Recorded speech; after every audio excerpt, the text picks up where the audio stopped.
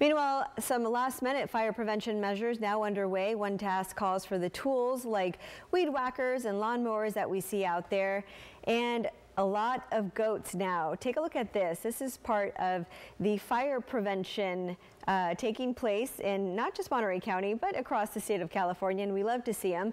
KION's Melody Wainto was up at Jack's Peak this morning and has a look at how crews and goats there are able to get this done. They're back! Monterey County brought 600 goats that will be grazing across Jack's Peak. Not only do they get into the nooks and crannies of the mountain, but they eat most of the dry vegetation that could start a wildfire. But why goats? John will explain. I think the goats are voracious. They're vegetarians, so they get in here and they eat practically everything. On Friday, this crew of about 600 four-legged staff got to work chomping away at vegetation considered dangerous during the wildfire season. And since they're vegetarians, these goats have an important job ahead of them.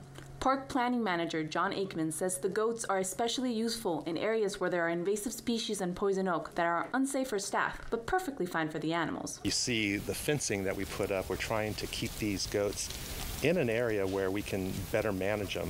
We have looked at surrounding areas, and there are wildflowers, there's native plants, so we don't want to disturb those in as much.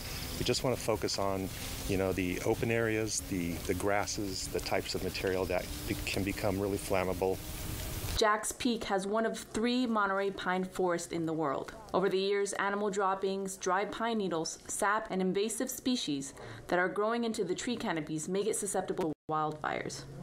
Monterey County is coming off last year's wildfire season that saw more than 180,000 acres burn in the river, Carmel and Dolan fires combined. With that, a grazing company called Goats R Us is partnering with the county to prevent any disastrous wildfires from taking place.